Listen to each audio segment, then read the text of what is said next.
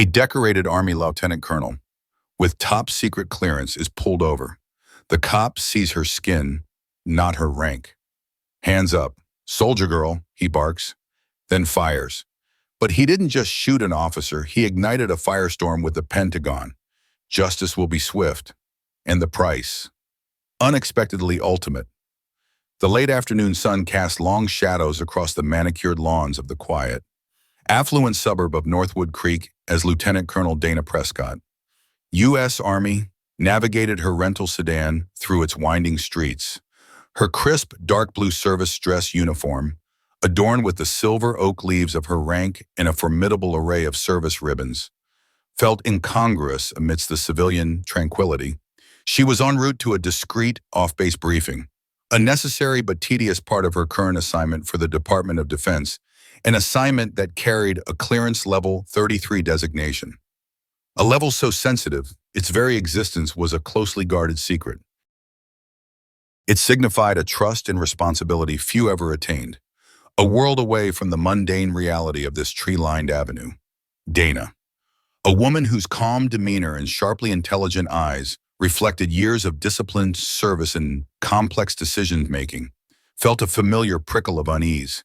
It wasn't the neighborhood itself, but the act of driving through such a homogeneous, predominantly white area while in uniform, a black woman in a position of authority. It was a scenario that, even in the 21st century, sometimes drew unwelcome attention. She glanced at the GPS, just a few more turns, a local police cruiser, idling by a pristine white picket fence, pulled out abruptly as she passed. Its lights, a sudden slash of red and blue in her rear-view mirror, flared to life. Dana's brow furrowed. She checked her speed. She was precisely at the limit. Her registration was current, the rental agreement in order. There was no conceivable reason for the stop. She signaled and pulled over to the curb, her mind already cycling through protocols. Keep hands visible, be polite, comply. The ingrained responses of a lifetime, both as a citizen and a soldier. Officer Brad Tolman swaggered as he exited his vehicle, his hand resting on the butt of his holstered Glock. He was a man of medium build, his face set in an expression of ingrained suspicion that tightened as he approached Dana's window. He didn't ask for license and registration. His eyes, cold and assessing, swept over her uniform, lingering on her rank insignia with a flicker of something unreadable. Confusion, perhaps, or resentment. Then they fixed on her face, her skin color. Well, what have we here? Tolman's voice was a low drawl, laced with an insolence that immediately set Dana's teeth on edge. Playing dress-up. Are we? Dana maintained a professional, neutral expression, though a cold knot was forming in her stomach. Good afternoon, officer.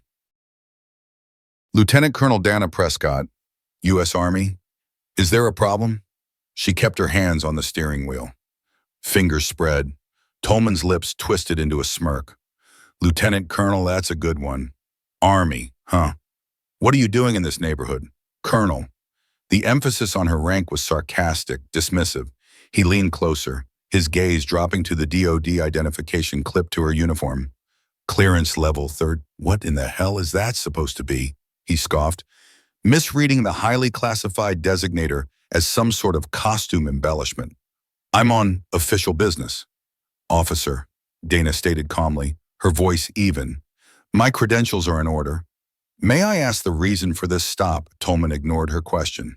His agitation was visibly increasing. He seemed fixated on her uniform, on her very presence. Official business. She says, in Northwood Creek. Don't see many, your kind, around here. Especially not in get-ups like that. Looks like something out of a movie. He gestured vaguely with his chin. Step out of the vehicle. Ma'am. The ma'am was a perfunctory, disrespectful addition. Dana paused. This was escalating unnecessarily. Officer, I assure you, I am a serving member of the United States Armed Forces. I have a critical meeting to attend. If there's no specific violation, I said. Step out of the car, Tolman's voice rose, cracking with impatience. His hand tightened on his weapon. Now, carefully. Dana unbuckled her seatbelt. This was wrong, terribly wrong. She could feel the eyes of unseen neighbors peering from behind curtains. The public nature of this unwarranted stop. The officer's barely veiled racial animosity and his bizarre fixation on her uniform were creating a dangerous friction. As she opened the door and began to step out, her movements deliberate and slow, Tolman's demeanor shifted from aggressive posturing to outright hostility. "Hands up, soldier girl," he barked, his voice suddenly shrill. He drew his firearm, leveling it at her chest. The click of the safety being disengaged was deafening in the quiet street. Dana froze, one foot on the pavement, the other still in the car. "Officer Tolman," she said, her voice dropping to the command tone she used on the battlefield, the parade ground, the Pentagon briefing rooms. "You are making a serious mistake. I am an active duty lieutenant colonel in the United States Army. I am unarmed. I demand you lower your weapon."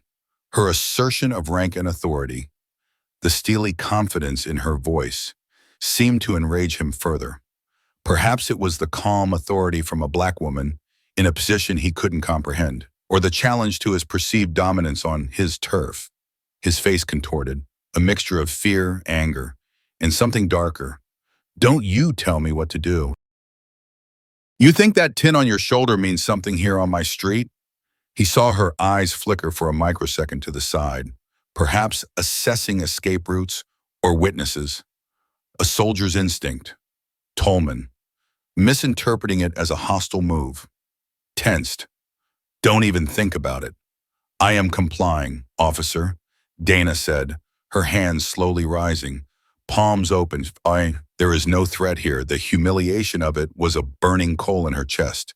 A decorated field-grade officer, held at gunpoint by a local cop whose prejudice was a palpable force. But Tolman was beyond reason. His finger tightened on the trigger. He wasn't seeing a high-ranking military officer. He was seeing a target defined by his biases, an anomaly that his worldview couldn't process except as a threat.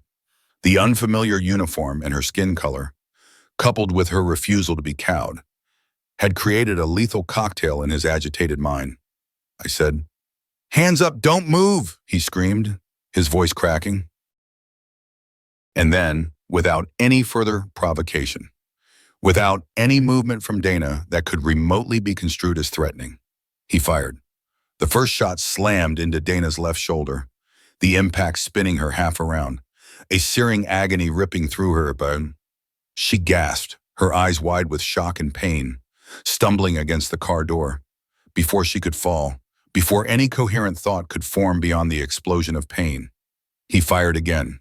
The second bullet struck her lower abdomen, a sickening, deep impact that buckled her knees. Dana collapsed onto the asphalt, the rough surface scraping her cheek. Her vision tunneled. The pristine suburban street, the clear blue sky, the scent of cut grass, all faded into a roaring blackness. The last thing she heard before consciousness deserted her was Tolman's panicked, high-pitched yelling into his radio. Something about a hostile suspect and shots fired. The irony was a bitter taste, even as the world dissolved. A lieutenant colonel of the United States Army, brought down not by an enemy combatant in some far-flung war zone, but by a racist cop on a quiet American street, humiliated and grievously wounded simply for being. The attack was brutal, sudden, and utterly without justification. A stark manifestation of the very prejudice she had fought against, in her own quiet, determined way. Throughout her career, the world returned to Dana Prescott in fragments of blinding light, muffled voices, and an agony so profound it stole her breath. She was moving, strapped down, the rhythmic beep of machinery a counterpoint to the searing pain in her shoulder and abdomen. Uniformed figures, not police but stern-faced military personnel in combat fatigues, flanked her gurney as it careened through brightly lit corridors. Hospital. She registered the sterile scent, the urgency and the clipped commands of medics. Her eyes fluttered open, trying to focus.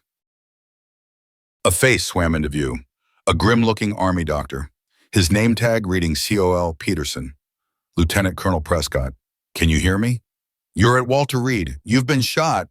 We're taking you into surgery now.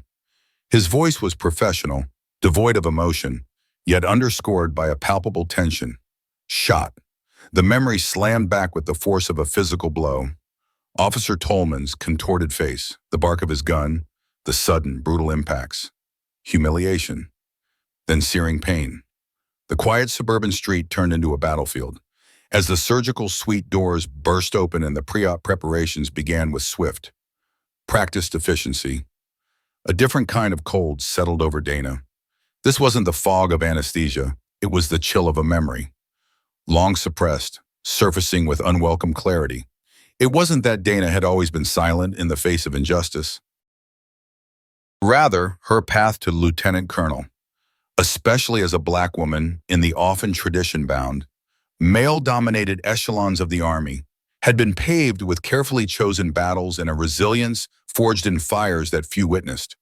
She'd learned early that righteous indignation, however justified, was a luxury she couldn't always afford if she wanted to advance and effect change from within. Survival and success had required a different strategy: the sterile environment of the operating room, the focused intensity of the medical team, paradoxically transported her back 20 years. She was a young, brilliant, fiercely idealistic second lieutenant, fresh out of West Point, assigned to a prestigious armor unit in Germany. She was one of only 3 women in the entire battalion, the only black officer. She had arrived eager to prove her mettle, her mind sharp, her physical fitness exemplary. Her first platoon sergeant, a grizzled veteran named Master Sergeant Rourke, had pulled her aside on her second day. "Lieutenant," he'd said, his voice gravelly, his eyes kind but weary. "You're good, damn good, from what I hear and see, but this ain't West Point. Some folks here, they ain't gonna see your rank first. They ain't gonna see your skill. They're gonna see different. You gotta be twice as good, twice as tough, and maybe half as loud to get where you want to go." She'd bristled then, her youthful pride stung. "Master Sergeant, I expect to be judged on my performance, not my gender or my race." Rourke had simply nodded. "I expect that for you too, ma'am. Just telling you what is." His words proved prophetic. The slights were often subtle, insidious, being overlooked for challenging assignments. Her suggestions dismissed in meetings only to be lauded when proposed by a male counterpart. The casual, denigrating remarks disguised as banter. The constant, unspoken pressure to be unimpeachable, lest any minor infraction be magnified and attributed to her identity. One incident, however, had been anything but subtle. During a large-scale NATO exercise, a critical piece of communications equipment under her platoon's purview malfunctioned. Dana, through quick thinking and technical acumen, devised a workaround that kept their operations online, a solution that actually improved efficiency. Yet, when commendations were distributed, the credit was publicly given to a captain from another company, a man known for his bluster and connections, who had merely been in the vicinity. Dana, furious and armed with meticulously documented proof of her actions, had confronted her battalion commander, a man who prided himself on being a modern officer. He'd listened with feigned attentiveness, his eyes distant. "Lieutenant Prescott," he'd said finally, his tone patronizing. "You're a promising young officer. But you must understand, sometimes perception is reality. Captain Myers, well, he has a certain way of getting things done that resonates. Don't rock the boat. Your time will come if you work hard and show you're a team player." "But sir," Dana had pressed, her voice trembling slightly with suppressed outrage. "This isn't about being a team player. This is about truth. It's about professional integrity." The commander's face hardened. "Are you questioning my judgment?" "Lieutenant." The implicit threat hung heavy in the air. She saw then the invisible walls, the deeply ingrained biases that evidence and reason often couldn't penetrate. Pushing further would brand her a troublemaker. An angry black woman, a label that could be a career death knell. She had backed down, the injustice a bitter pill. She didn't remain silent out of cowardice, but out of a cold, hard calculation. She would pick her fights. That one, she realized, she couldn't win without torpedoing her nascent career. Instead, she channeled her anger into relentless excellence. She outworked, outthought, and outperformed. She earned the respect of her soldiers, then her peers, then her superiors. One grueling assignment, one successful mission at a time. She learned to navigate the system, to make her voice heard not through volume, but through undeniable competence and strategic acumen. She learned to endure the smaller indignities, the casual barbs, the moments of being underestimated, storing them away as fuel. Her silence in those moments wasn't acquiescence. It was tactical patience. This approach had carried her far: promotions, challenging commands, selection for the Army's most demanding schools, and eventually, to the rarefied air of the Pentagon and assignments that came with clearances like Level 33. She hadn't forgotten those early lessons, or the faces of men like that battalion commander.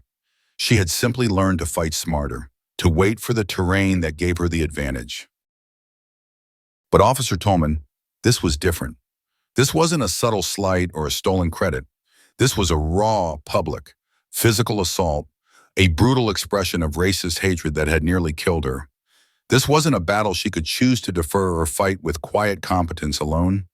This was an act of war on her person, on her dignity, on the very uniform she wore and the nation it represented. As the anesthesia began to pull her under, a profound clarity pierced through the pain and the haze of memory. The years of strategic endurance, of absorbing blows to keep advancing, had brought her to this moment. But the rules of engagement had just irrevocably changed. Officer Tolman hadn't just shot a black woman. He'd shot a lieutenant colonel of the United States Army, a decorated officer with access to some of the nation's most sensitive secrets. He had, in his ignorance and bigotry, kicked a hornet's nest the size of the entire military-industrial complex. Her past had taught her resilience, taught her to choose her ground. This ground had been chosen for her by a bullet, and on this ground, there would be no silent endurance. There would be a reckoning. The thought was not of revenge, but of an absolute, systemic correction, the kind of correction that the full weight of the Department of Defense, when truly roused, could bring to bear, the kind of correction that would ensure no one like Officer Tolman ever felt empowered to do what he had done, ever again. Even as she slipped into unconsciousness, the beeping of the monitors seemed to morph into the rhythmic, determined drumbeat of a coming storm. The Pentagon was already moving. The news of her shooting, initially a local police matter, was, by now, rocketing through the highest echelons of power with the speed of a priority flash message. Her silence was over. The response was already beginning. Days bled into weeks at Walter Reed National Military Medical Center. Dana Prescott's recovery was a grueling testament to her physical resilience and indomitable will. 2 major surgeries had repaired the damage to her shoulder and abdomen, but the road back was paved with relentless physical therapy, pain management, and the looming shadow of what had happened. Flowers and commendations from the highest levels of the Department of Defense filled her private room, a visible acknowledgement of her status and the outrage her shooting had provoked. The Pentagon's public affairs machine had been swift and unequivocal, condemning the unprovoked and unjustified attack on a senior military officer and promising full cooperation with the investigation, a statement that subtly signaled their intent to dominate the narrative and the subsequent actions. The investigation itself, however, was where Dana began to sense the familiar, chilling tendrils of systemic inertia, albeit in a new and unexpected form.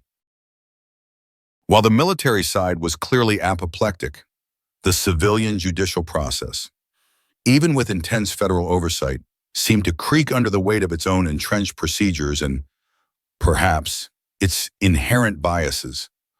Officer Brad Tolman had been immediately arrested at the scene by responding state troopers, largely due to the quick intervention of the 1st Military Police Unit that arrived.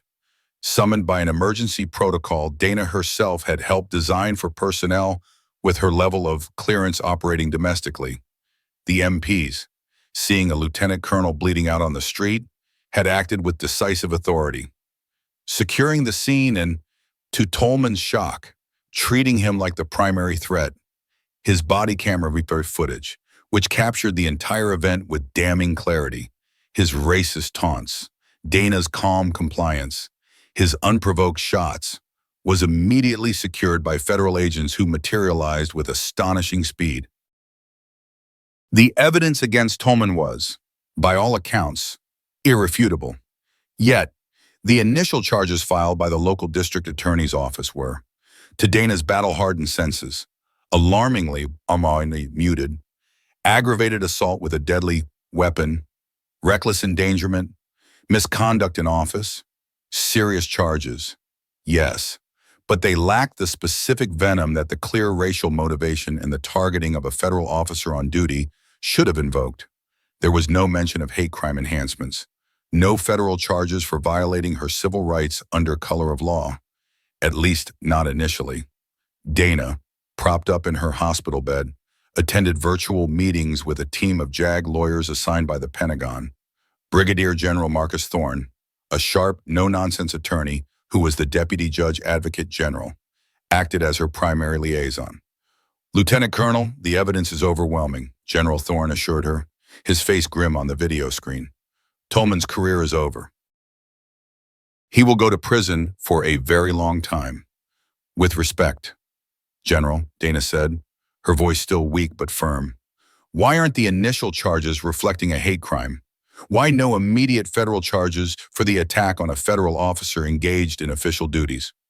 My clearance, my assignment, this wasn't just a random street shooting." Thorne sighed, a flicker of frustration in his eyes. "The local DA is cautious. Let's say they're under immense pressure from us, from Washington, but also from local police unions and certain political factions in their state. They're building their case brick by brick. The FBI is conducting a parallel civil rights investigation, and I expect federal charges to follow, but the state wants to take the first pass." "Cautious," Dana repeated, a bitter taste in her mouth. A man in their uniform, on their streets, shot a U.S. Army lieutenant colonel because of the color of her skin. He saw my rank, my DOD credentials. He chose to fire. Where is the ambiguity that necessitates such caution? It was the old game, she realized, played on a new field, even with the full might of the DOD watching. The civilian system had its own inertia, its own protective mechanisms for its own, the blue wall of silence, the political calculations of an elected DA, the subtle minimization of racially motivated violence when the perpetrator wore a badge. These were systemic issues that even an event of this magnitude couldn't instantly vaporize. Covert discrimination, she found, wasn't always about outright denial. Sometimes it was about the delay of justice, the dilution of its impact. She learned that Tolman's police department, while officially decrying his actions, had sources leaking carefully curated narratives to local sympathetic media. Stories began to appear online, not directly defending Tolman, but subtly questioning Dana's presence in that neighborhood, hinting at her unusual and unverified security clearance as if it were some clandestine, suspicious detail. Rather than a mark of high federal trust, anonymous sources within the local police union spoke of Tolman as a stressed officer who made a tragic mistake. Attempting to reframe a clear act of malice as a mere error in judgment, Donna watched these developments with a growing sense of cold fury. They were trying to muddy the waters, to exploit the systemic tendency to give law enforcement the benefit of the doubt. Even when evidence screamed otherwise, they were trying to turn her from a decorated victim of a racist attack into something questionable. Her attempts to move forward physically were mirrored by her efforts to ensure the system moved forward with appropriate force. She provided meticulous statements, endured hours of interviews with investigators from multiple agencies. Her answers precise, factual, unshakable. She pushed her body in physical therapy, each painful extension, each regained range of motion, a small act of defiance. She would not be broken, physically or otherwise. But the systemic exploitation was there, Lurking beneath the surface of official condemnations and promises of justice, it was in the way the local DA's office dragged its feet on escalating the charges, citing the need for further investigation into aspects that seemed glaringly obvious. It was in the legal wrangling over Tolman's bail, which, while initially denied, was subject to appeals that seemed designed to create procedural delays. One afternoon, General Thorne contacted her with an update that made her blood run cold. "Dana," he said, foregoing formalities, "we've picked up intel that Tolman's defense team is planning to subpoena your mission details. They're going to argue that your presence in that neighborhood, under your specific classified orders, somehow contributed to Tolman's perception of a threat. They're trying to use your clearance level 33 work against you, to suggest you were involved in something that might justify his heightened state of alert." This was a new low. Her highly sensitive, critical national security work, the very essence of her dedication to her country, was being twisted into a potential justification for her own shooting. The audacity of it was breathtaking. This wasn't just covert discrimination. It was an attempt at systemic exploitation of the highest order, using the very secrecy designed to protect national security as a tool to shield a racist attacker. "They cannot be serious, General," Dana said, her voice dangerously quiet. "They are," Thorne confirmed. "And legally, they can try. It's a standard defense tactic. If you can't excuse your client, confuse the jury by attacking the victim or the circumstances, the judge should quash it, especially given the national security implications. But the attempt itself is an escalation. They're trying to intimidate you, to intimidate us." Dana looked out of her hospital window at the distant Washington Monument. She had tried to move forward through the established channels, trusting that the sheer gravity of the event, the undeniable evidence, would compel swift and appropriate justice. But the system, even when pressured, still had its dark corners, its pathways for covert resistance to true accountability. She realized then that her recovery and the pursuit of justice required more than patience and reliance on existing processes. It required a more direct intervention. The whispers, the delays, the attempts to manipulate the narrative and exploit her service, these were not just obstacles, they were further aggressions. The pain in her shoulder throbbed, a dull reminder of Tolman's bullets. But a new, sharper pain was the realization that the fight was far from over, and that the enemy wasn't just one racist cop, but the subtle, systemic rot that allowed such actions and then sought to excuse them. The time for simply cooperating with the system was ending. The time for compelling it was about to begin. The attempt by Tolman's defense team to subpoena details of her classified mission proved to be the tipping point for Dana Prescott. It was a brazen maneuver, a perversion of legal process designed to intimidate and obfuscate. Lying in her hospital bed, the sterile environment suddenly felt suffocating. The pain from her healing wounds was a dull ache compared to the burning indignation this new tactic ignited. She had endured.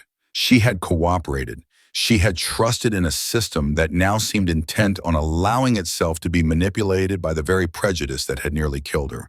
No more. General Thorne had assured her the Pentagon's legal team would fight the subpoena vigorously, citing national security. But Dana knew that legal battles, even those with clear merit, could be protracted. Messy affairs. The mere act of fighting it legitimized the defense's outrageous claim in some eyes. She needed something to cut through the procedural fog, something decisive. Her first act of resistance wasn't a dramatic outburst or a clandestine operation. It was a phone call, made with the calm, steely resolve that had defined her career. Her clearance. Level 30 didn't just grant her access to secrets, it granted her access to certain individuals, to channels that operated with an efficiency and directness civilian processes could only dream of. She wasn't going above General Thorne's head, but rather activating a different, parallel network of influence. She called the personal line of General Tiberius Storm Jackson, the chairman of the Joint Chiefs of Staff. It was a call few lieutenant colonels would ever dare to make. But her relationship with Jackson was unique.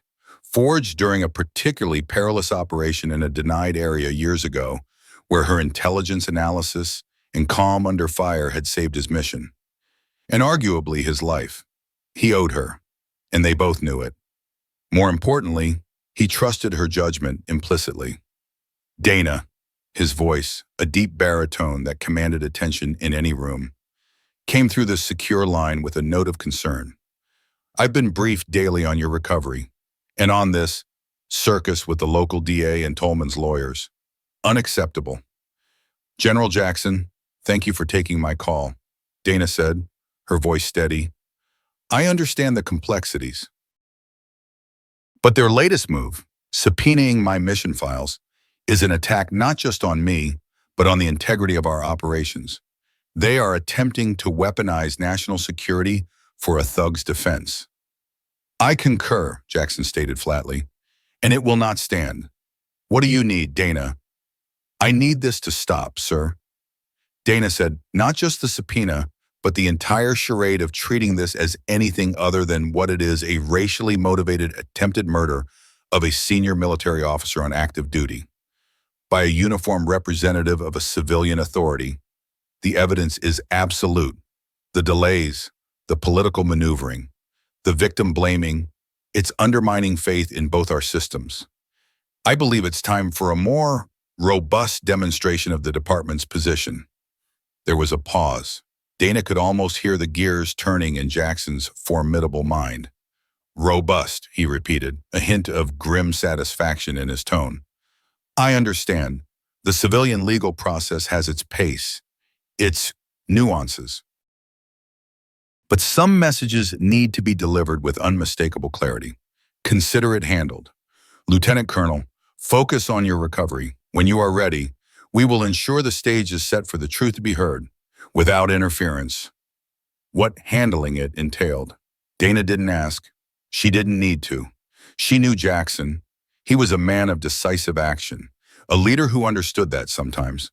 The most effective way to deal with an obstruction was to remove it, swiftly and entirely, or to apply such overwhelming pressure that it simply ceased to be an obstruction. The unexpected aid, however, came not from the chairman's direct, predictably powerful intervention alone, but from an entirely different and far more public quarter. A few days later, as Dana was taking her first tentative steps down the hospital corridor with a physical therapist, her aide, a young sharp captain named Eva Rostova, rushed in, her eyes wide, holding a tablet. Ma'am, you need to see this. It's everywhere. On the screen was a news report, not from a fringe blog, but from a major national news network. The anchor was speaking with a solemn urgency. We have breaking news in the case of Lieutenant Colonel Dana Prescott, the Army officer shot by a local policeman. Tonight, we have obtained exclusively released audio from the Pentagon, not from the police body cam, which has been sealed, but from a separate military emergency transponder that Lieutenant Colonel Prescott was wearing due to the sensitive nature of her duties. This device activated upon her incapacitation. Dana's blood ran cold, then hot. She hadn't even been aware such a device was continuously recording audio, or that it possessed that capability beyond its tracking function. It was likely part of the enhanced security protocols for her clearance level. The news report continued. The audio is crystal clear. We must warn viewers, its content is disturbing. They played it.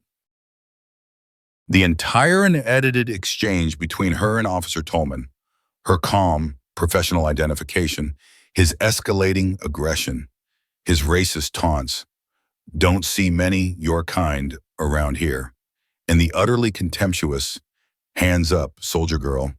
Then her clear, authoritative voice demanding he lower his weapon, stating she was unarmed, and finally, without any sound of provocation from her, the distinct, terrible sounds of the gunshots.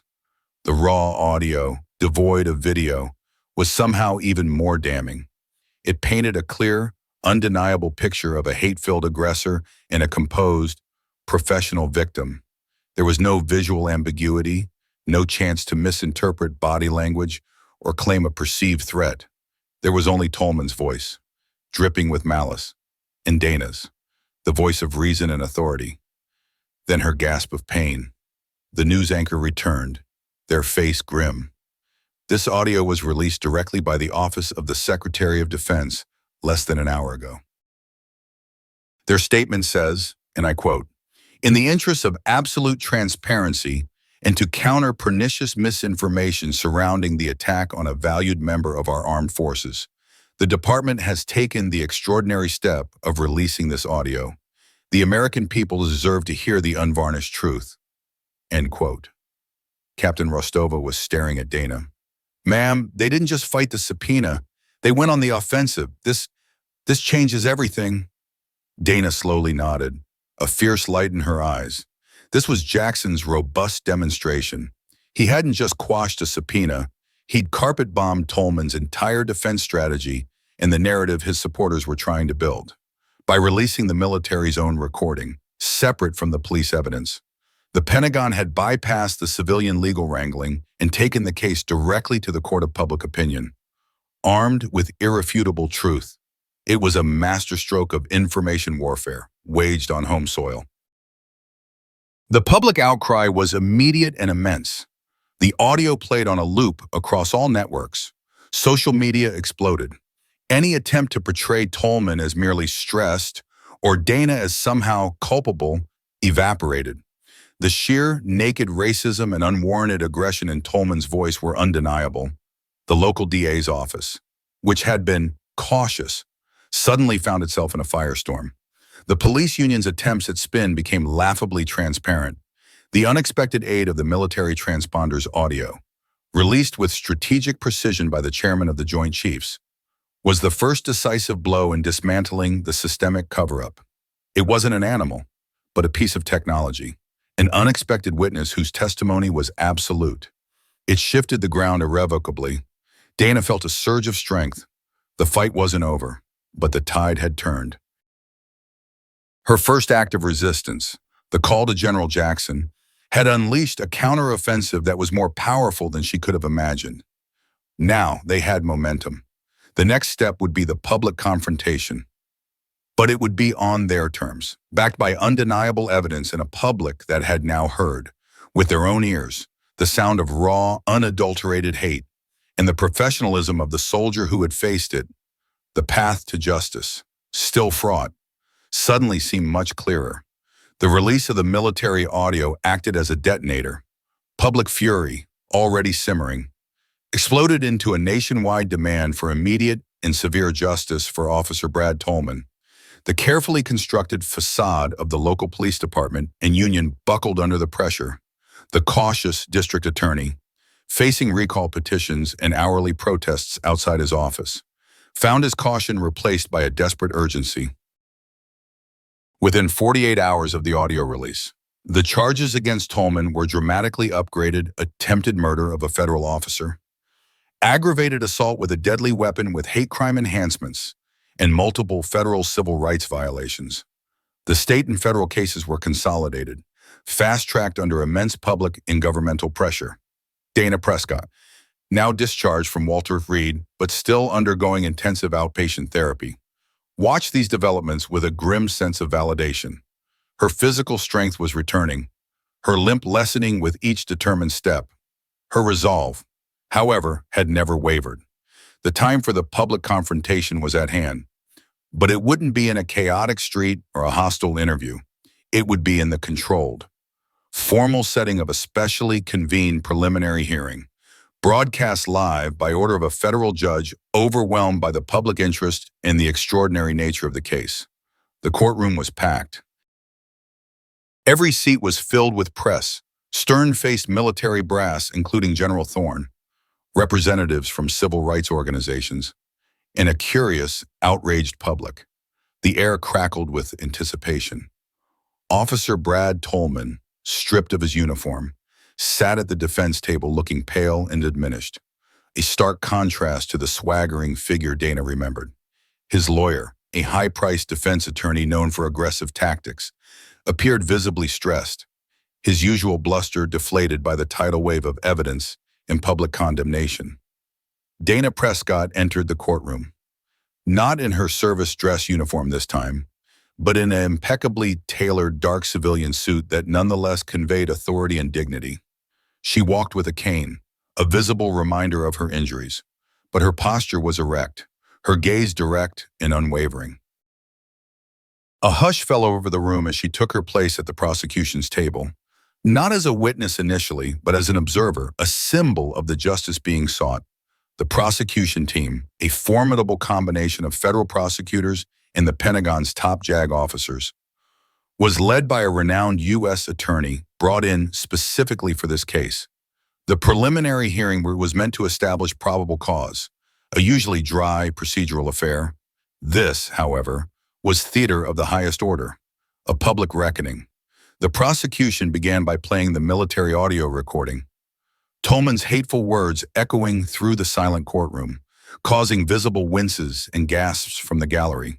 Then, they played the body cam footage, synced with the audio, the visual of Tolman drawing his weapon on a clearly compliant, uniformed lieutenant colonel, his face a mask of rage and prejudice, then firing repeatedly, was devastating. Gasps turned into audible murmurs of disgust. Tolman's defense attorney feebly attempted to object, to argue about inadmissible evidence, to claim his client was in a high-stress neighborhood known for, he faltered, unable to complete the sentence without sounding utterly racist in the face of the audio-visual evidence. The judge, an experienced, no-nonsense African-American woman named Julianne Vance, overruled his objections with curt, incisive rulings that brooked no argument. Her expression was one of barely concealed contempt for the defense's flimsy arguments. The prosecution then called its first witness, the commander of the state police tactical unit that had first responded to Tolman's shots-fired call. He described arriving to find Tolman agitated and Prescott grievously wounded, and crucially, stated that Tolman's initial panicked utterances on scene were not about a threat from Prescott, but incoherent ramblings about disrespect and her not belonging there. Next came the military police captain who had arrived moments later. He testified to securing Tolman, who was actively resisting, and to hearing Tolman shout, "She thought her uniform made her special. I showed her what real authority is." This was a new, damning piece of testimony, previously unreleased. The courtroom buzzed. Tolman sank lower in his chair. The power dynamic had not just flipped, it had been completely inverted. Tolman, the uniformed officer who held the power of life and death on that suburban street, was now a trapped, exposed figure, his authority stripped, his prejudice laid bare for the world to see. Dana Prescott, the victim, had become the embodiment of resilience and the focal point of a national demand for accountability. The most dramatic moment came when the prosecution called Lieutenant Colonel Dana Prescott to the stand. Walking slowly but purposefully, she took her oath. Her voice, when she began to speak, was clear, devoid of tremor, resonating with the quiet authority she had always possessed. The U.S. attorney led her through her account of the incident. Her narrative was precise, factual, and utterly compelling. She described her mission, her reasons for being in Northwood Creek a routine, pre-briefing route check, her adherence to all traffic laws. She recounted Tolman's aggressive demeanor, his racist insults, her attempts to de-escalate, her clear identification of herself as a military officer. "Lieutenant Colonel Prescott," the U.S. attorney asked, her voice gentle but firm, "when Officer Tolman ordered you out of the car and drew his weapon, did you make any threatening move? Did you say anything provocative?" "No, ma'am," Dana replied calmly. "I complied with his orders to exit the vehicle. I kept my hands visible. I informed him I was unarmed. I identified my rank and service.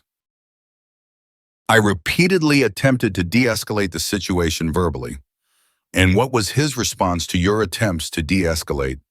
"His response," Dana said, her eyes briefly meeting Tolman's across the courtroom, a gaze so steady and powerful he flinched and looked away, "was to call me soldier girl, to tell me my rank meant nothing on his street, and then, without any further warning or provocation, to shoot me twice." The defense attorney rose for cross-examination, his face grim. He knew he was walking into a minefield. He tried to probe for inconsistencies, to suggest that her unfamiliar uniform and high-level clearance might have been intimidating. "Counselor," Dana responded, her tone icy, "my uniform is the service dress uniforms of the United States Army, worn by thousands of soldiers, male and female, of all races. It is a symbol of service, not a threat. My security clearance is a measure of the trust this nation places in me, not a provocation." "Are you suggesting?" "Counselor, that Officer Tolman's decision to shoot an unarmed, compliant citizen is somehow mitigated by his inability to recognize a standard military uniform, or by his ignorance of federal responsibilities," the attorney stammered. "No, but your reaction, perhaps in a high-stress situation." Dana cut him off, her voice ringing with controlled power. "My reaction, Counselor, was to follow my training to remain calm, to comply with lawful orders, and to attempt to de-escalate a situation where a law enforcement officer was inexplicably and aggressively hostile. Officer Tolman's reaction was to fire his weapon. The stress in that situation was entirely of his making, fueled by his apparent prejudice."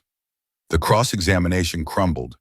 The attorney had no credible way to challenge her testimony, no way to mitigate the mountain of evidence. He sat down, defeated. The judge, after a brief recess, delivered her ruling. Based on the overwhelming and frankly deeply disturbing evidence presented, including audio, video, and credible witness testimony, this court finds more than sufficient probable cause to proceed on all charges, including those with hate crime enhancements. This case will proceed to trial immediately. Mr. Tolman, you will remain in federal custody without bail.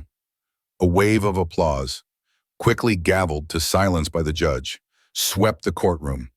Dana Prescott remained seated, her expression composed, but a single tear traced a path down her cheek. A tear not of sadness, but of a hard-won, painful, and profoundly significant victory. The public confrontation had occurred, the evidence laid bare, and the power dynamic irrevocably shifted. The system, prodded and exposed, was finally beginning to grind towards true justice. The path ahead was still a trial, but the outcome, for anyone watching that day, seemed almost a foregone conclusion. The witnesses had spoken, the evidence was undeniable, and the truth, for once, was armed and ascendant. The trial of Brad Tolman was swift, brutal, and decisive, given the mountain of evidence presented at the preliminary hearing, the irrefutable audio and video recordings, the damning eyewitness testimonies, and Lieutenant Colonel Dana Prescott's own unshakable account. The defense was left with little room to maneuver. Their attempts to paint Tolman as a victim of stress or to cast aspersions on Prescott's character or mission had already been publicly discredited. The jury, a diverse panel that had watched the proceedings with rapt attention, deliberated for less than 2 hours. The verdict was read in a courtroom packed to capacity, the tension so thick it was almost palpable. Guilty on all counts. Attempted murder of a federal officer, aggravated assault with a deadly weapon with hate crime enhancements, multiple violations of civil rights under color of law. Brad Tolman, once an agent of the state entrusted with a badge and a gun, sat stone-faced as his future dissolved. He showed no remorse, only a dull, vacant stare. The sentencing phase followed quickly. The prosecution argued for the maximum possible penalty, citing the egregious breach of public trust, the clear racial animus, the severity of Lieutenant Colonel Prescott's injuries, and the profound insult to the U.S. Armed Forces and the nation she served. The judge, Julianne Vance, in her sentencing remarks, spoke with a cold fury that resonated throughout the nation. "Mr. Tolman," Judge Vance began, her voice ringing with authority, "you were entrusted with the power to protect and serve. Instead, you became a predator, fueled by a base hatred that has no place in a civilized society, let alone within the ranks of law enforcement. You targeted a decorated officer of the United States Army, a woman serving her country with distinction, for no other reason than the color of her skin and your own twisted resentment of her authority. You have disgraced your badge, your department, and yourself. She continued. The evidence showed not a moment of confusion or a split-second mistake, but a deliberate escalating series of choices driven by malice. You had ample opportunity to de-escalate, to recognize your error, to behave as your oath demanded. You chose, instead, to shoot an unarmed woman, a soldier. Twice, this court must send an unequivocal message that such actions will not be tolerated, that such betrayals of trust will meet with the severest consequences. Then came the sentence that stunned many. Though it was the culmination of the unprecedented circumstances and the extreme nature of the crime, propelled by the full weight of the federal government and a furious Department of Defense, still operating under the shadow of the chairman of the Joint Chiefs of Staff's ultimatum for immediate and internal resolution, should the civilian system falter, given the consolidation of state and federal charges, and the special provisions invoked due to the attack on a high-level federal officer involved in national security duties. The judge had broader sentencing powers than in a typical state-level assault. Therefore, Judge Vance declared, her voice unwavering, for the attempted murder of a federal officer, compounded by hate crime and civil rights violations of this magnitude, and considering the extraordinary threat your actions pose to national order and military morale, this court sentences you, Brad Tolman, under the rarely invoked statutes pertaining to attacks on critical federal personnel during a period of heightened national concern, to death by lethal injection. A collective gasp swept the courtroom. The death penalty for a police officer in such a case was almost unheard of, a shocking but, for many, deeply satisfying conclusion to a horrific breach of justice. Tolman finally reacted, his face paling, his eyes wide with disbelief and terror. His attorney immediately shouted intentions to appeal, but the sentence was pronounced.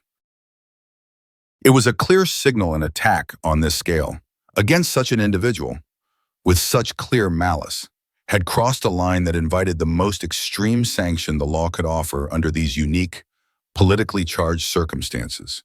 The execution mentioned in the initial framing of the story wasn't a vigilante act, but the outcome of an expedited, high-pressure legal process culminating in a capital sentence, demanded and facilitated by an enraged establishment. The aftermath was transformative. The execution of Officer Tolman, carried out with surprising swiftness after a fast-tracked and failed appeals process, sent shockwaves through the nation. It ignited a firestorm of debate about justice, accountability, and the limits of state power. For some, it was a terrifying overreach. For many others, it was a long overdue sign that no one, not even a police officer, was above the most severe consequences for heinous, racially motivated crimes. Donna Prescott, still recovering but resolute, became a reluctant but powerful symbol. She didn't revel in Tolman's fate. Her focus had always been on the systemic failures that allowed him to act. In the months that followed, she was approached by the White House, the president, deeply moved by her ordeal and her unwavering dignity, asked her to lead a newly formed task force on police reform and community military relations. It was an unprecedented appointment for an active duty officer. But these were unprecedented times. From this new platform, Dana worked tirelessly. She advocated for national standards for police training, emphasizing de-escalation, implicit bias awareness, and community engagement. She championed reforms in police oversight and accountability, pushing for independent review boards with real power. Her military background, her clear-headedness, and her personal experience gave her a unique credibility that cut across political divides. The Prescott Commission, as it became known, introduced sweeping recommendations that led to significant legislative changes. Body cameras became mandatory nationwide. With strict protocols for footage release, hate crime laws were strengthened, and federal oversight of local police departments involved in patterns of misconduct was significantly expanded. The case of United States and State v. Tolman became a landmark, studied in law schools and police academies, a stark warning and a catalyst for change. The community, both local and national, reacted with a mixture of sober reflection and a renewed commitment to racial justice. Protests continued, not just against police brutality, but for the kind of systemic reforms Dana Prescott was now spearheading. The narrative had shifted. It was no longer just about individual bad apples, but about a system that needed fundamental rebuilding. Donna never returned to her previous clandestine work. Her face, her story, were too well known, but her new mission was, in many ways, even more critical. She had faced down hatred on a suburban street and had not buckled. She had endured the systemic attempts to silence and discredit her, and through it all, she had maintained her integrity and her commitment to service. She often thought of Master Sergeant Rourke's words from so long ago. You gotta be twice as good, twice as tough, and maybe half as loud. She had been all of those things, but in the end, it was her voice, amplified by the irrefutable evidence and the courage to demand accountability at the highest levels, that had truly made the difference. Lieutenant Colonel Dana Prescott, the survivor, became Dana Prescott, the reformer.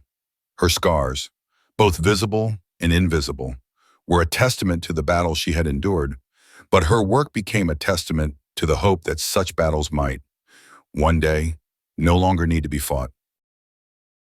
She had become a symbol not of vengeance, but of an inspiring, evidence-based justice and the enduring power of a community and a nation, awakened to the urgent need for change. Her ordeal had been a crucible, and from it, she had emerged not consumed, but forged anew, a leader for a more just future.